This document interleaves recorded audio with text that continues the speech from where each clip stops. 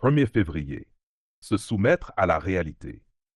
Aujourd'hui, nous recevons trois éducations différentes et parfois contradictoires. Celle de nos parents, celle de nos professeurs et celle du monde. Ce que l'on apprend dans la dernière peut renverser toutes les idées des deux premières. Baron de Montesquieu. Quand on termine ses études, on entre dans une phase cruciale de sa vie, l'apprentissage sur le terrain. C'est une sorte de deuxième éducation, où l'on commence vraiment à apprendre comment le monde fonctionne. Chaque fois que l'on change de métier ou que l'on acquiert une nouvelle compétence, on démarre une nouvelle phase de ce processus. Le but de l'apprentissage n'est pas de gagner de l'argent, ni de devenir célèbre, ni de décrocher un poste prestigieux. L'objectif principal est de se transformer soi-même. Nous sommes tous un peu naïfs quand nous commençons à apprendre. Nous manquons d'expérience et, souvent, nous sommes impatients. Mais avec le temps, nous devenons plus compétents, plus réalistes et nous développons une meilleure compréhension des gens et des règles du métier. Au fil de cet apprentissage, nous gagnons en patience et construisons une éthique de travail solide. C'est ce que j'appelle la réalité. Cette réalité, c'est que chaque domaine de travail a ses propres règles, procédures et traditions qui se sont développées au fil des décennies, voire des siècles. Par exemple, la médecine suit des pratiques strictes qui ont évolué sur des centaines d'années, mais cela s'applique à tous les domaines. Ces règles représentent une réalité à laquelle nous n'avons jamais été confrontés avant de nous lancer dans le métier. Et notre premier devoir est d'accepter cette réalité. Cela signifie que nous devons recommencer à zéro, nous plonger dans ce nouvel environnement et apprendre tout ce que nous pouvons. En nous soumettant à cette réalité, nous posons les bases pour un jour devenir des experts capables de réinventer ces mêmes règles. Loi du jour, apprendre comment apprendre est la compétence la plus importante à maîtriser. 2 février. Ce dont le mentor a besoin. En 2006, j'ai rencontré un jeune de 19 ans nommé Ryan Holiday. Il était fan de mes livres et s'est proposé comme assistant de recherche. J'avais déjà eu des assistants par le passé, mais les expériences n'avaient pas été très positives. Le problème, c'est qu'il ne comprenait pas ma façon de travailler. Ryan, lui, a tout de suite montré qu'il comprenait. Avant même de me rencontrer, il s'était préparé. Il avait lu les livres que je citais dans mes bibliographies pour comprendre mes sources et ma manière de construire mes ouvrages. En inversant le processus, il a su saisir ce que je cherchais vraiment. Grâce à cette préparation, il m'a fait gagner énormément de temps. À l'époque, j'avais des problèmes pour gérer ma présence en ligne. Ryan, lui, maîtrisait parfaitement le web. Il m'a aidé à créer un site Internet et à améliorer ma visibilité. J'avais 40 ans et je ne comprenais pas aussi bien la technologie que lui. Il a pris l'initiative, apportant ses compétences là où j'en avais le plus besoin. Ryan voulait devenir écrivain et j'ai pu l'aider en retour. Je lui ai appris comment écrire un livre, de l'idée de départ jusqu'à la publication. Je lui ai aussi montré ma méthode des fiches mémo, une technique que j'utilise pour organiser mes idées et mes recherches. Ryan a adopté cette méthode et s'en est servi pour écrire ses propres livres, devenant plus tard un auteur à succès. La relation entre un mentor et un apprenti est une voie à double sens, bénéfique pour les deux. Quand vous cherchez à apprendre de quelqu'un de plus expérimenté, ne pensez pas seulement à ce que vous pouvez recevoir. Réfléchissez aussi à ce que vous pouvez lui apporter. Les mentors ont beaucoup à offrir, mais ils ont aussi des besoins. En apportant de la valeur, vous créez une relation d'échange qui profite à tous. Loi du jour. Trouvez un mentor pour apprendre et progresser. Mais au lieu de penser uniquement à ce que vous allez gagner, concentrez-vous sur ce que vous pouvez apporter à cette relation. 3 février. Vous avez un seul objectif. La sagesse n'est pas un produit de la scolarité, mais de toute une vie passée à essayer de l'acquérir. Albert Einstein. Le principe est simple et doit être gravé dans votre esprit. Le véritable but de l'apprentissage n'est ni l'argent, ni une carrière stable, ni un titre prestigieux, mais bien la transformation de votre esprit et de votre caractère. Cette métamorphose est la première étape vers la maîtrise dans votre domaine. Lorsque vous choisissez un poste ou une nouvelle expérience, privilégiez toujours celles qui vous offriront le plus d'opportunités pour apprendre. La connaissance pratique est le plus grand atout que vous pouvez acquérir. Elle apportera des bénéfices durables tout au long de votre vie, bien plus que n'importe quel emploi bien payé, mais sans réelle chance d'apprentissage. Recherchez des défis qui vous poussent à vous surpasser, qui vous aident à devenir plus fort et à développer un esprit critique sur vos progrès. Ne choisissez jamais un chemin facile et confortable pour votre apprentissage. C'est en sortant de votre zone de confort que vous évoluerez vraiment. Loi du jour. La connaissance pratique est le véritable trésor. Évaluez chaque opportunité selon un seul critère, celle qui vous offre le meilleur potentiel d'apprentissage. 4 février. Mettez l'apprentissage en priorité. Au fil du temps, on s'habitue à bien gagner sa vie et nos choix de carrière et de vie sont souvent influencés par l'argent. Mais si vous ne passez pas assez de temps à apprendre, cela finit par vous rattraper et peut être difficile à gérer. C'est pourquoi il est crucial de mettre l'apprentissage au centre de vos priorités. C'est ce qui vous aidera à prendre de bonnes décisions. Choisissez des situations qui vous offrent le plus d'opportunités d'apprendre, surtout en travaillant sur le terrain. Optez pour un travail où il y a des collègues et des mentors qui peuvent vous montrer l'exemple et partager leurs connaissances. Un emploi avec un salaire modeste vous apprend aussi à vivre avec peu, ce qui peut toujours être utile dans la vie. Ne refusez pas un stage non rémunéré tout de suite. Souvent, il est préférable de trouver un bon mentor et de lui proposer de l'aider gratuitement. Ces mentors, heureux de bénéficier de l'aide d'une personne motivée, partagent souvent les véritables secrets du métier. En mettant l'apprentissage en priorité, vous vous préparez à une période de créativité et de réussite, et l'argent finira par suivre. Conseil du jour. Aujourd'hui, demandez à un mentor, dans votre travail ou dans votre vie personnelle, de vous donner un conseil ou une bonne suggestion. 5 février. Accumuler des compétences. L'homme a beaucoup à apprendre et peu de temps pour le faire, et il ne vit vraiment que s'il apprend. Balthasar Gracian. Votre objectif principal pendant la phase d'apprentissage doit être de développer et accumuler autant de compétences utiles que possible, surtout dans les domaines qui vous passionnent. Si votre carrière évolue et que certaines de vos compétences deviennent moins utiles, vous saurez vous adapter, améliorer vos aptitudes et continuer à apprendre. Autrefois, atteindre un haut niveau de compétence était difficile parce que l'information n'était pas facilement accessible. Pour apprendre les sciences, il fallait être dans une classe sociale qui permettait d'accéder aux bonnes universités. Aujourd'hui, Internet a fait tomber ces barrières. Profitez des nombreuses ressources en ligne pour acquérir de nouvelles connaissances. Conseil du jour. Apprendre plusieurs compétences est essentiel pour réussir dans le travail. Savoir les combiner est le meilleur moyen d'atteindre un haut niveau de maîtrise.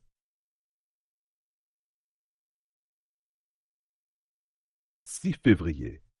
Voyez-vous comme un bâtisseur. Peu importe votre domaine, considérez-vous comme un bâtisseur, que vous travaillez avec des matériaux physiques ou des idées.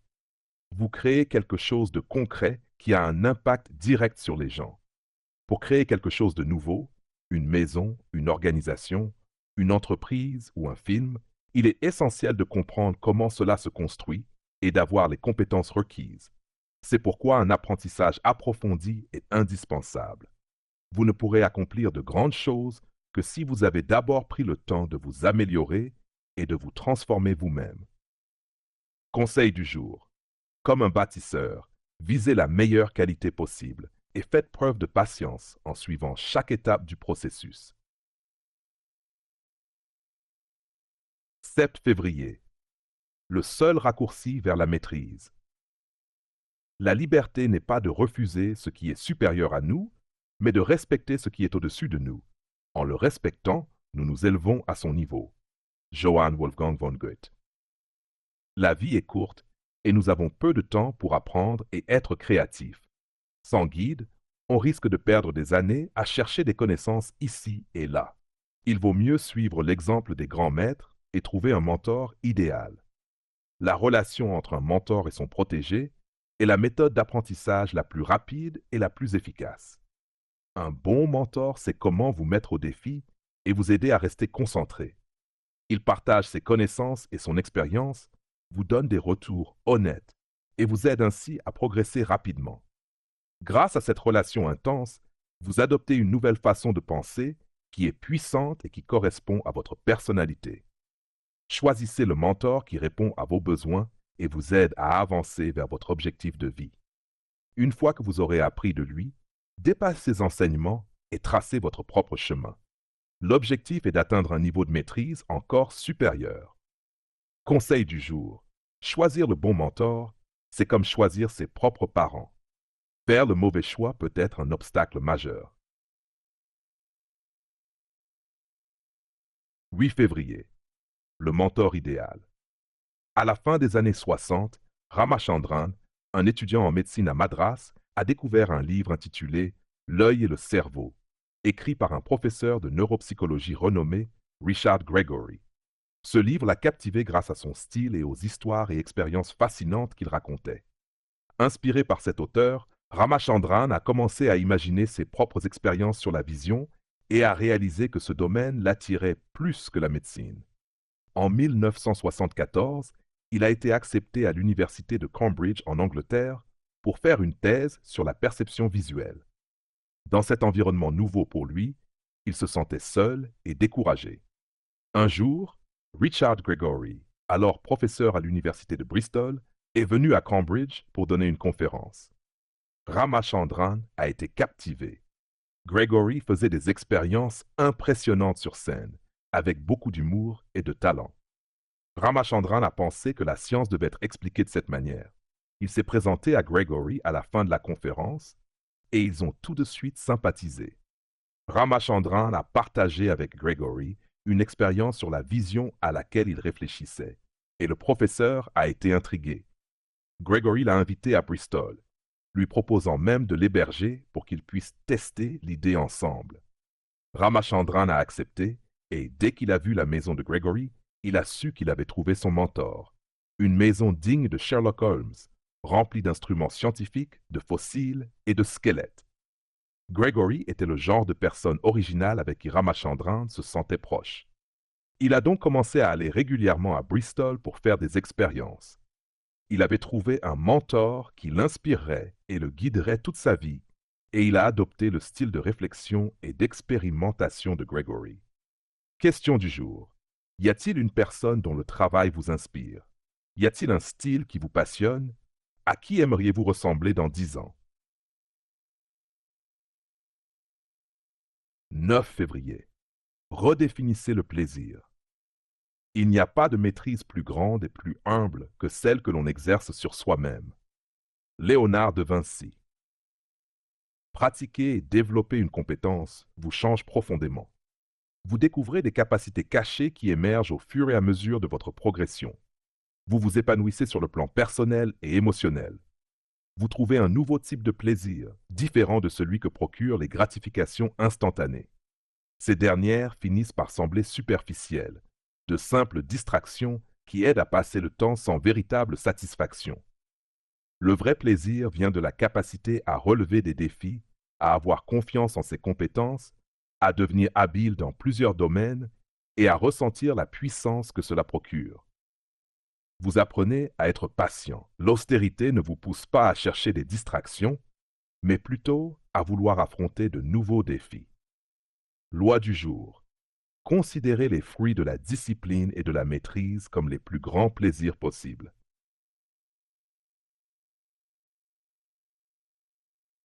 10 février. L'art de voir l'invisible. Celui qui possède un sens aigu de l'observation et un jugement éclairé dominera toute chose et ne sera pas dominé par elle. Rien ne lui échappera. Il saura tout remarquer, comprendre et saisir. Balthasar Gracian. Même les tâches les plus simples qui vous sont confiées offrent l'occasion de mieux comprendre votre environnement de travail. Aucun détail ne doit être négligé. Tout ce que vous voyez et entendez doit être analysé. Avec le temps, Vous commencerez à percevoir et à comprendre des aspects plus profonds de la réalité qui vous échappaient au début. Par exemple, une personne que vous croyez puissante pourrait s'avérer être quelqu'un de prétentieux sans réel pouvoir décisionnel. Peu à peu, vous apprendrez à voir au-delà des apparences. En accumulant des informations sur les habitudes et la répartition du pouvoir dans votre nouvel environnement, vous commencerez à analyser pourquoi elles existent et comment elles s'inscrivent dans les tendances du secteur. Après plusieurs mois d'observation attentive, passez à l'analyse. Vous affinerez ainsi vos capacités de réflexion. Loi du jour. Considérez chaque tâche, même la plus simple, comme une occasion d'observer et de recueillir des informations sur votre environnement. 11 février. Entrez dans un cycle de résultats accélérés. Ce que nous persistons à faire devient plus facile, non que la nature de la tâche ait changé, mais parce que notre capacité à l'accomplir s'est accrue. Ralph Waldo Emerson. Il est toujours plus simple d'apprendre une nouvelle activité en observant quelqu'un et en l'imitant, plutôt qu'en se contentant de suivre des instructions écrites ou orales. Répéter les bons gestes encore et encore rend leur exécution de plus en plus facile. Même dans des domaines intellectuels comme la programmation ou l'apprentissage des langues, la clé de l'apprentissage reste la pratique et la répétition. C'est ainsi que l'on progresse naturellement. Pour parler couramment une langue, par exemple, il faut la pratiquer régulièrement et non seulement se plonger dans des livres ou des règles de grammaire.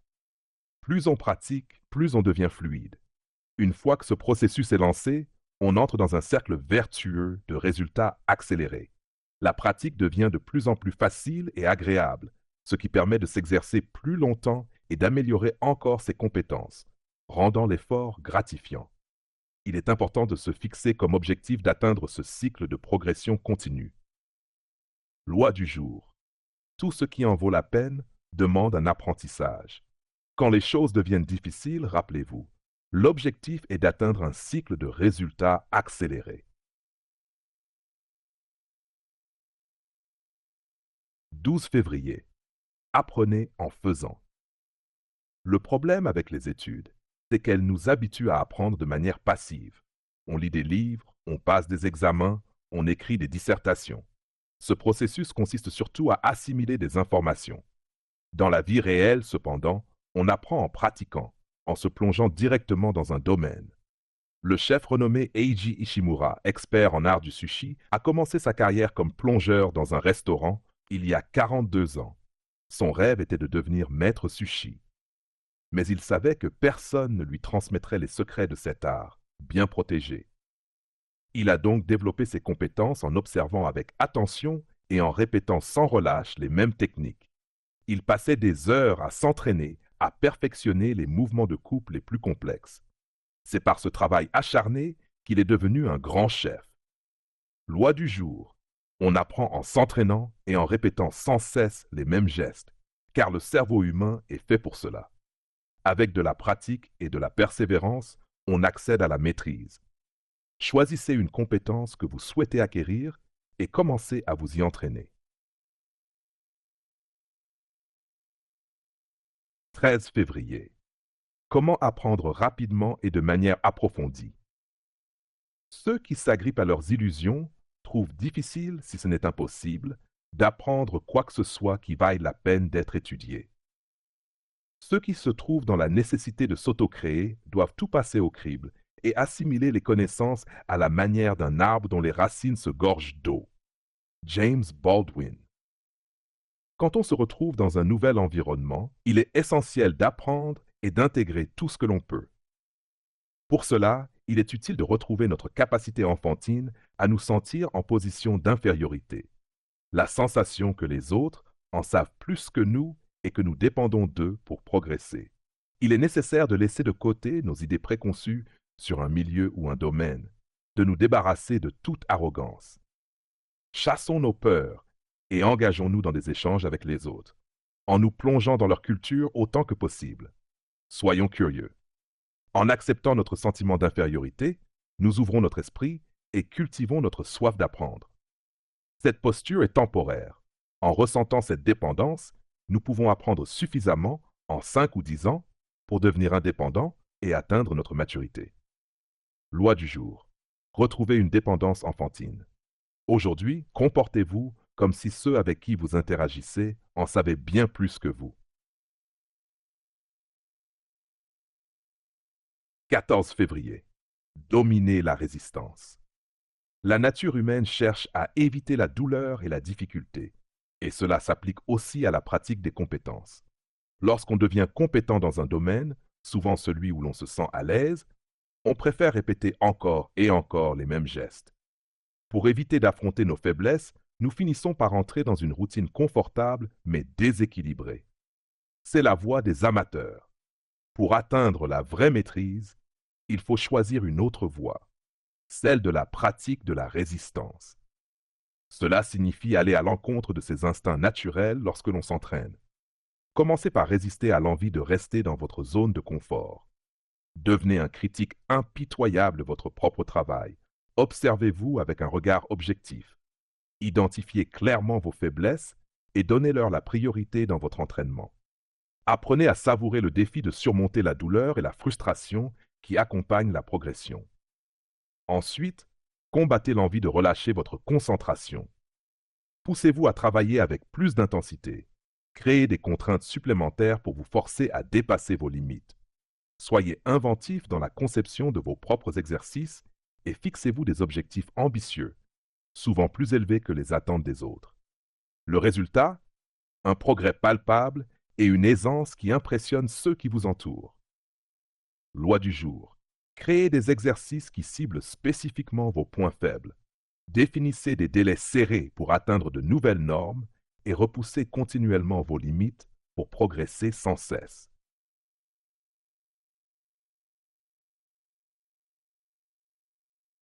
15 février.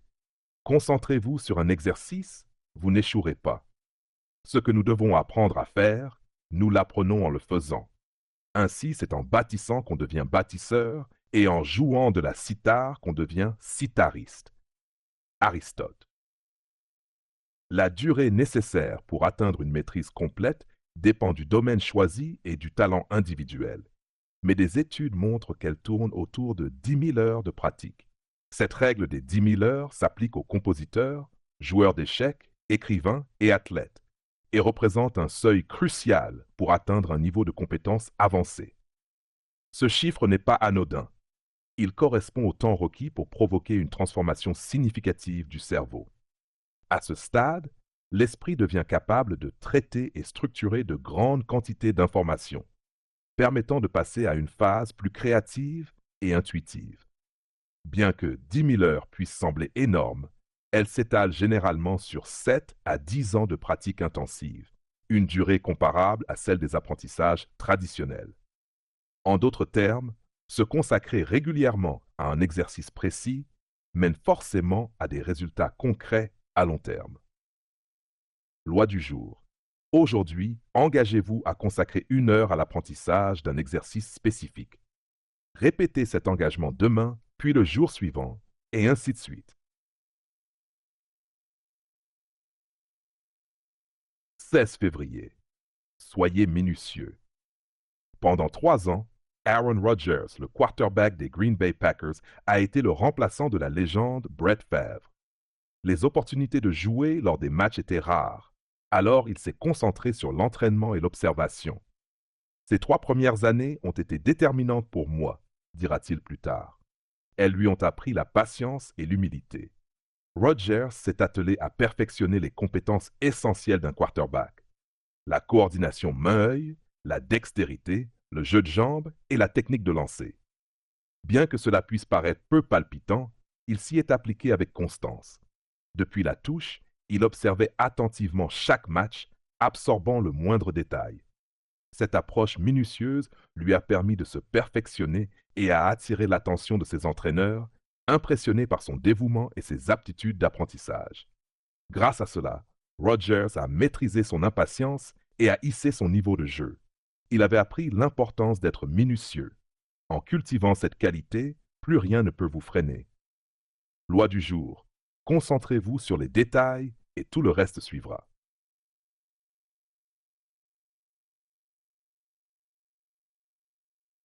17 février.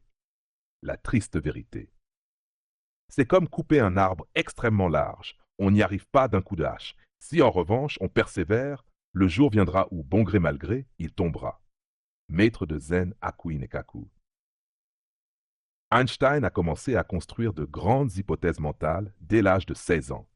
10 ans plus tard, il publiait sa première théorie révolutionnaire de la relativité. Bien qu'il soit difficile de calculer exactement le nombre d'heures qu'il a consacré à affiner ses compétences de réflexion théorique pendant cette période, une estimation de 3 heures par jour sur 10 ans dépasse largement les 10 000 heures de pratique. La phase d'apprentissage est incontournable et indispensable. Elle ne peut être accélérée ni sautée. Le cerveau humain a besoin de cette pratique longue et répétée pour ancrer des talents complexes dans ses circuits neuronaux, permettant ainsi à l'esprit d'accéder à une véritable créativité. Tenter de trouver des raccourcis mène inévitablement à l'échec dans la quête de la maîtrise. Il n'y a pas d'exception à cette règle. Loi du jour, accepter l'inévitabilité de la phase d'apprentissage. Abandonner la recherche de raccourcis. 18 février. Les deux faces de l'échec. Un penseur voit ses propres actions comme des expériences et ses questions comme des tentatives de trouver quelque chose. Friedrich Nietzsche. Il existe deux manières d'échouer. La première consiste à ne jamais essayer de réaliser ses idées, par peur de l'échec ou en attendant le moment parfait. Ce type d'échec est stérile et n'apporte aucun enseignement. Il peut même affaiblir le caractère, car il empêche de grandir et de se dépasser.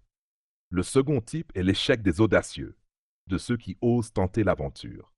Pour eux, chaque revers est une leçon précieuse qui renforce leur persévérance et leur montre le chemin à suivre. En réalité, réussir immédiatement peut être trompeur. Cela occulte la part de chance et nourrit l'illusion d'être à l'abri de l'erreur. Lorsque l'échec finit par survenir, il devient alors paralysant et source de désarroi, empêchant tout apprentissage. Pour progresser, il faut soumettre ses idées au test de la réalité le plus tôt possible, même en sachant que cela peut se solder par un échec. Au final, cet échec est la clé de l'apprentissage. Loi du jour. Aujourd'hui, prenez un risque en concrétisant l'une de vos idées et acceptez la possibilité d'un échec. 19 février. L'art de choisir son moment. En 1900, Albert Einstein, âgé de 21 ans, quitta l'École polytechnique fédérale de Zurich avec des perspectives limitées. Sa position médiocre au classement l'empêchait d'espérer un poste d'enseignant. Cependant, Einstein ressentait un soulagement en quittant l'université et aspirait à se consacrer à ses propres questions de physique qui l'obsédaient. Il savait qu'il allait devoir se former seul pour développer ses théories et expérimentations mentales. Bien qu'il ait envisagé plusieurs offres d'emploi, il était conscient que certaines, comme celle d'ingénieur dans l'usine de son père, ou celle plus lucrative dans une compagnie d'assurance, l'éloigneraient de son objectif principal en accaparant son temps et son énergie. Un an plus tard, une opportunité se présenta. Un poste modeste au bureau des brevets de Berne. Ce travail consistait à évaluer des demandes de brevets souvent liées à des sujets scientifiques d'intérêt. Einstein saisit cette chance, y voyant l'occasion parfaite de s'entraîner à visualiser des idées complexes. Il développa tellement ses compétences de raisonnement qu'il réussit à terminer ses tâches en seulement quelques heures, gagnant ainsi du temps pour ses propres recherches. C'est ainsi qu'en 1905, depuis son bureau, il publia sa première théorie révolutionnaire de la relativité. Loi du jour. Le temps est votre atout le plus précieux. Aujourd'hui, organisez votre emploi du temps pour vous rapprocher de l'œuvre qui vous inspire. 20 février. Comprenez la mécanique de votre esprit.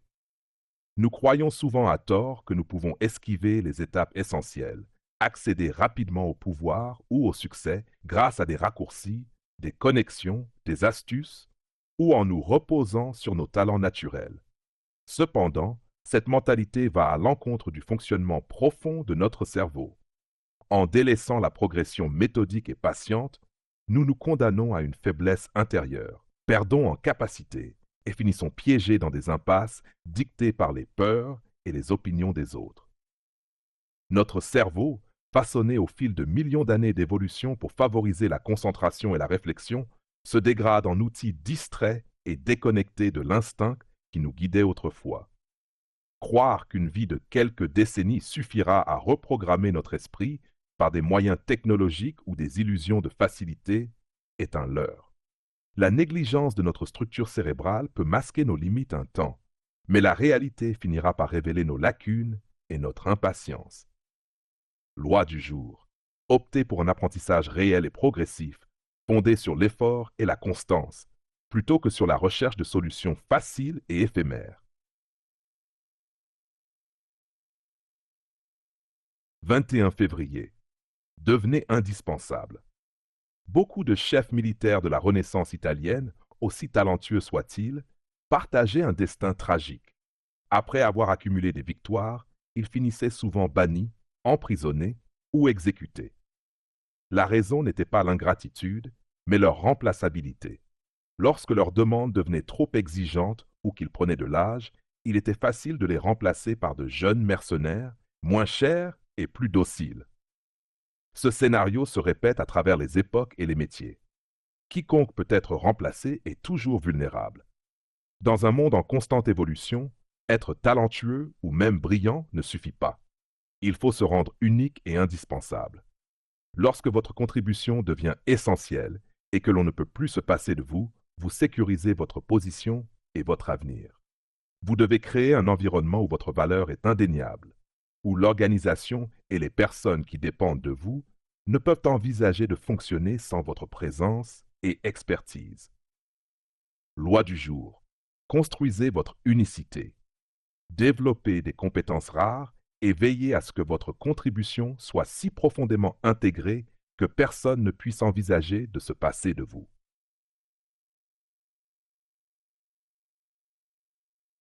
22 février.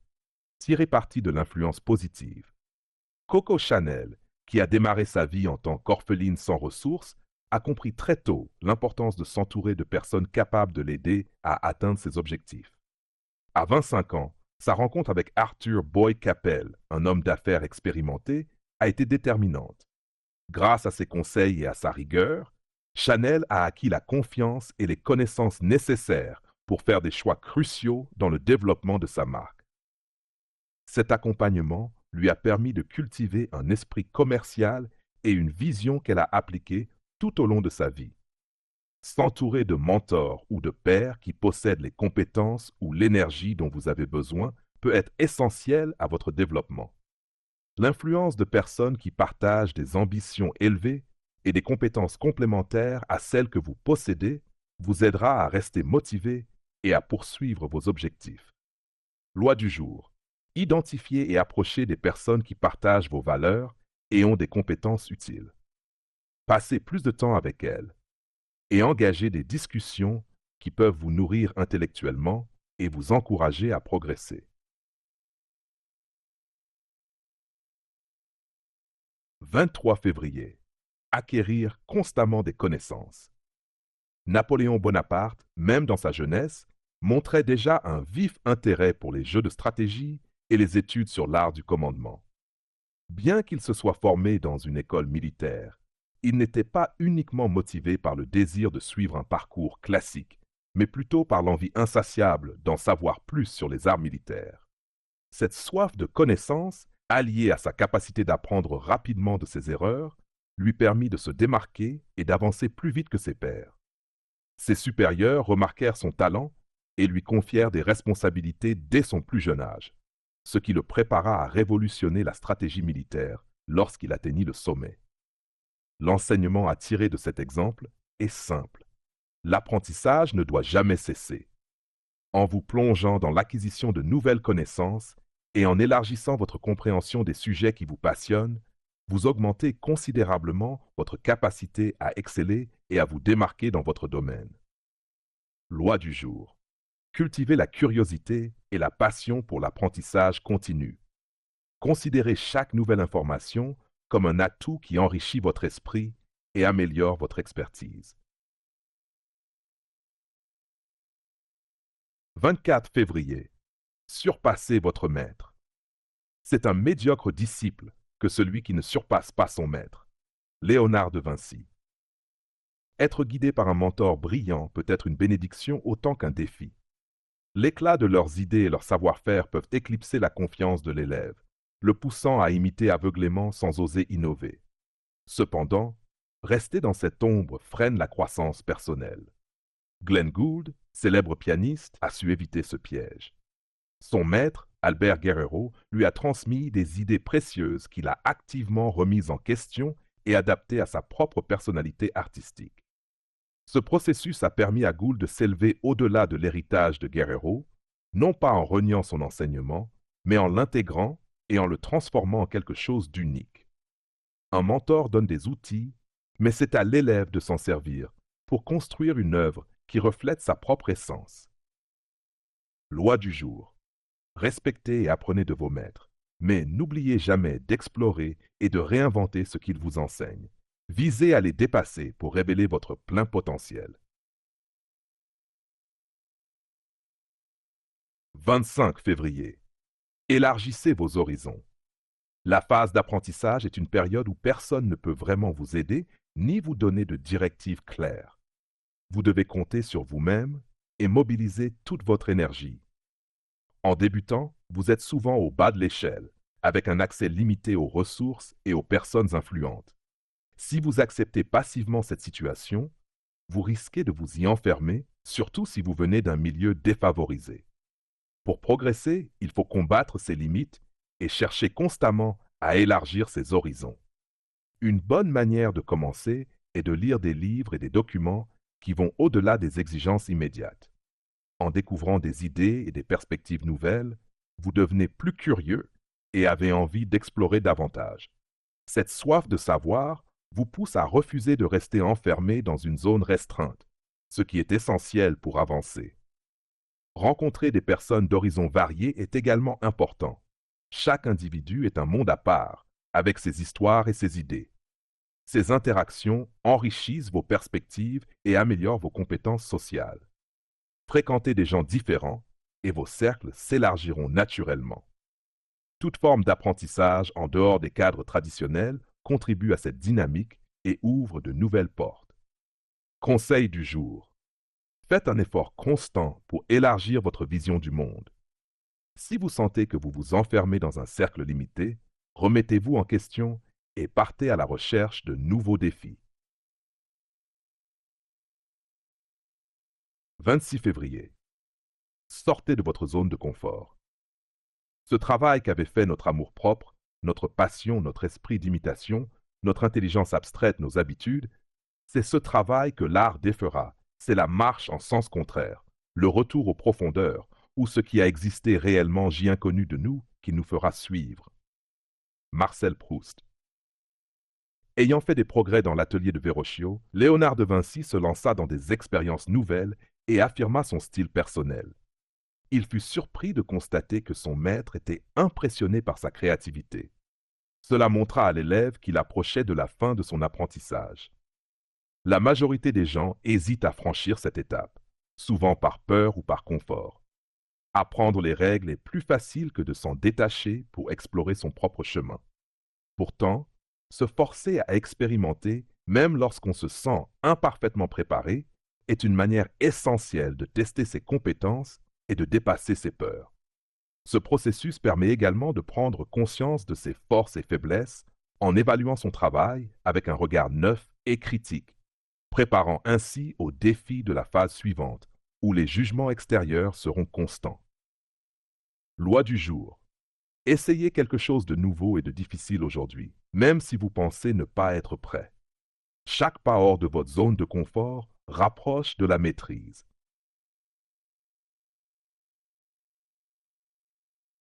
27 février. Affirmez votre propre style. Pour se démarquer de ses prédécesseurs et asseoir son autorité, Louis XIV a choisi de rompre avec la tradition. En rejetant le palais traditionnel des rois de France et en construisant Versailles, il ne s'est pas contenté de marquer un changement géographique. Il a instauré un tout nouveau style de pouvoir.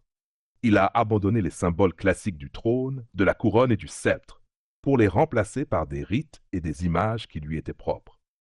Cette stratégie était plus qu'une simple réinvention visuelle. Elle traduisait une indépendance d'esprit et un désir de transcender les limites imposées par le passé. En marquant ainsi son territoire, il a éclipsé ses ancêtres et redéfini ce que signifiait être roi. Dans n'importe quel domaine, suivre l'exemple de son mentor est une bonne chose, mais il est essentiel de ne pas se contenter de marcher dans ses traces. La vraie maîtrise consiste à prendre un chemin différent et à affirmer sa singularité par un style unique. Loi du jour. Inspirez-vous des leçons de vos prédécesseurs, mais créez votre propre voix. Exprimez votre identité par des gestes et un style qui vous appartiennent entièrement.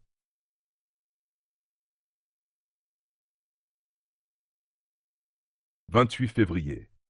Au maître, le coup de couteau. La relation entre mentor et élève repose sur un équilibre délicat. L'élève apprend, grandit, mais à terme, il doit surpasser son maître pour s'affirmer pleinement. Cette progression naturelle est souvent perçue comme une forme de rébellion, symbolisée ici par l'expression espagnole al maestro cuchillada. Dans le domaine de l'apprentissage, ce coup de couteau n'est pas un acte de trahison, mais un passage nécessaire pour dépasser les limites imposées par l'influence du mentor. Friedrich Nietzsche souligne l'importance de ne pas se contenter d'être un élève. Celui qui reste sous l'ombre de son maître ne développe jamais sa propre identité. Cela nécessite d'intégrer les éléments les plus pertinents de l'enseignement reçu, tout en rejetant ce qui ne vous correspond pas ou qui vous freine. Ce processus de détachement est essentiel pour forger sa singularité et affronter les défis par soi-même. Dans ce cheminement, il est important de comprendre que vos mentors ont sans doute eux-mêmes suivi ce même parcours. L'acte de dépasser son maître n'est pas un rejet de leur valeur, mais une reconnaissance de leur rôle dans votre développement. Loi du jour, utilisez les enseignements de vos mentors comme des fondations solides. Prenez ce qui est utile et abandonnez ce qui ne l'est pas pour tracer votre propre voie.